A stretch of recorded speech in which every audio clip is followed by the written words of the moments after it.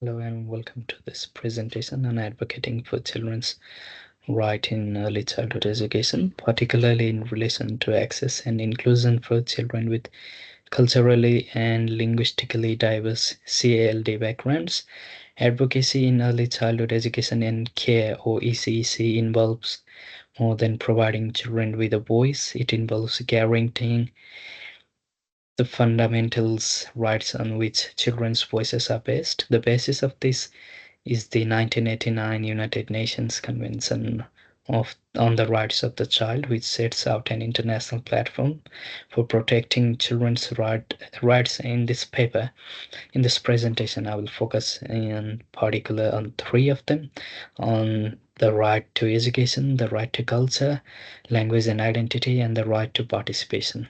I will go on to share some of the difficulties that CALD children encounter and conclude with coping strategies and overall implications for society.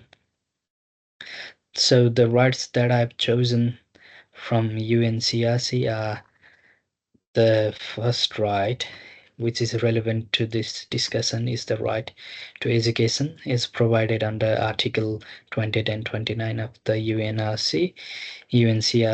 Every child deserves access to quality education and that nurtures them and prepares them for active citizenship. The second is the right to culture, language and identity, and enunciated on Article 30. This is based on the understanding that children from minority or indigenous backgrounds have right to exercise their culture, speak their language, and value their own identity without any discrimination. Finally, Article 12 emphasizes the right of the child to be heard. It also enshrines the principle that children have a right to be heard and to express their views in matters that affect them. At this tender age, that right is real listening to what children say and representing and respecting what they do in spaces of learning and care. So, CALD children in Australia's ECEC environment. We live in one of the most multiculturally diverse nations on earth. According to data from the Australian Bureau of Statistics in 2021, almost 30% of children under age of 5 in Australia have at least one parent from born abroad. This variety enriches early learning classroom, but also presents some very real challenges that cannot be overstated. Families from CALD usually experience barriers that include language barriers, cultural differences within parenting and education, as well as having less access to resources. In all of these, kids are getting left behind with lack of technical access to the education and issues with identity development and possibilities.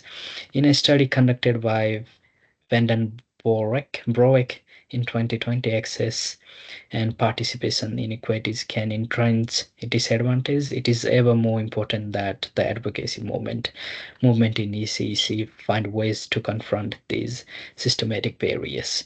So let's move on to right to education. If we look first at the right to education, in the case of ECEC, this means access to as universally inclusive and high quality early learning programs. These types of programs have been proven to greatly help CALD children, particularly when they are play-based with lots of language experiences. Investigations into practice that we have seen are like good practice with blocks have been linked to test score 9, and Siraj Blatsport's 2010 study shows that young children benefit from settings that combine exploration with emergent language and social skills, and it is practitioners who have the control over what they can do with.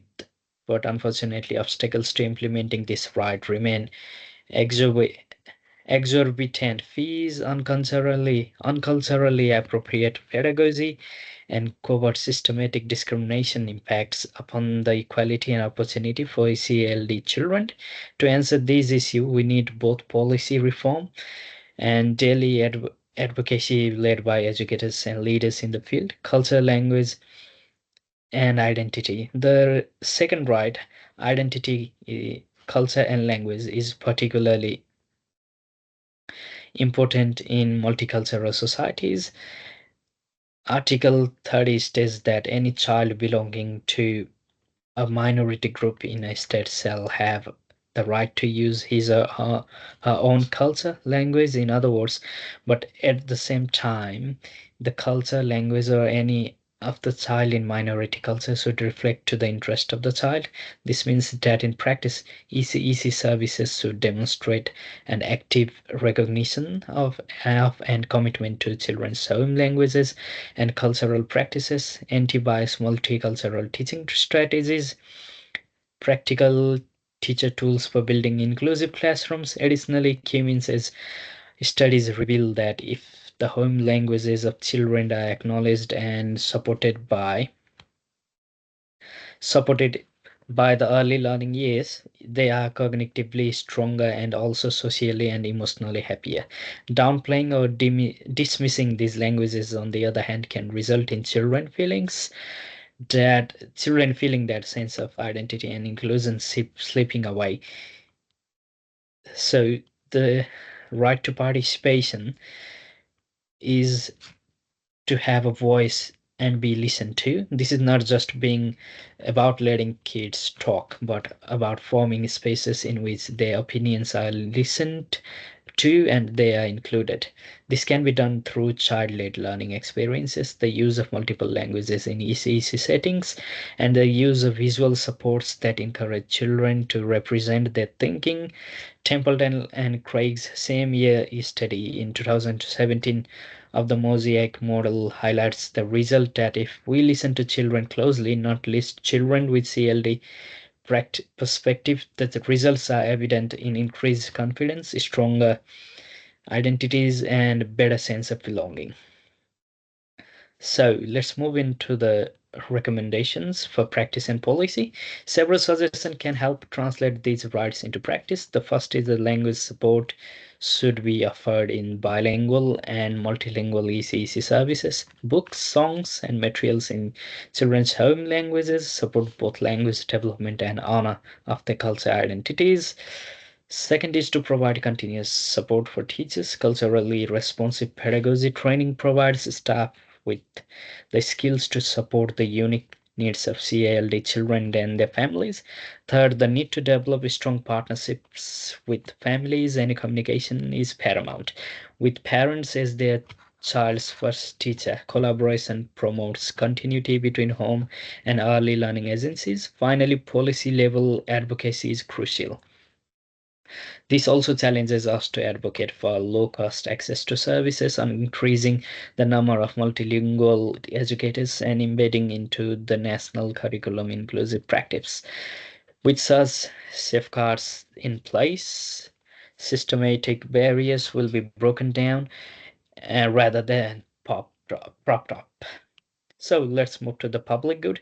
When it comes to children protecting their rights, particularly children from CLD backgrounds, it's a win-win situation for the children and for society in general. An integrated system for early childhood education is a key driver of social equity, social cohesion, and long-term disadvantage prevention. As Moss asserted in 2016, framing children's rights as a public good signals the potential to contribute to a more just and inclusive society.